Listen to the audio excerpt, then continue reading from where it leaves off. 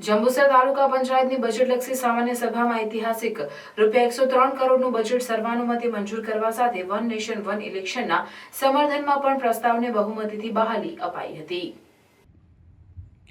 જંબુસર તાલુકા પંચાયત સભાખંડ ખાતે પ્રમુખ નીતિનભાઈ પટેલની અધ્યક્ષતામાં બજેટલક્ષી સામાન્ય સભા મળી હતી, જેમાં આગામી વર્ષ 2025-26 માટેના 103 કરોડના વિકાસલક્ષી બજેટને સર્વાનુમતે મંજૂરીની મહોર મારવામાં આવી હતી। તે ઉપરાંત વન નેશન વન ઇલેક્શન પ્રસ્તાવને કોંગ્રેસના વિરોધ વચ્ચે 16 સભ્યોની મતની બહુમતી પ્રસ્તાવને મંજૂર કરવામાં આવ્યો હતો।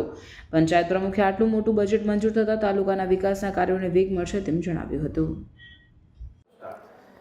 આજરોજ જંબુસર તાલુકા પંચાયત કચેરી ખાતે સામાન્ય સભા મળી, જેમાં જંબુસરના વિકાસ કામો માટે આજે 103 કરોડનું બજેટ મંજૂર કરવામાં આવ્યું, જે બજેટ સર્વાનુમતે મંજૂર કરવામાં આવ્યું તથા આપણા દેશના હિત માટે એક રાષ્ટ્ર એક ચૂંટણીના સમર્થનમાં પ્રસ્તાવ મંજૂર કરવામાં આવ્યો, જેમાં 16:3ના મતથી પ્રસ્તાવ બહુમતીથી પસાર કરવામાં આવ્યો તથા જંબુસર તાલુકાની જનતા માટે વિકાસ કામો માટે સ્ટેમ્પ ડ્યુટી તથા ટીપીડીપીના આયોજન સર્વાનુમતે મંજૂર કરવામાં આવ્યા। બસ એ જ।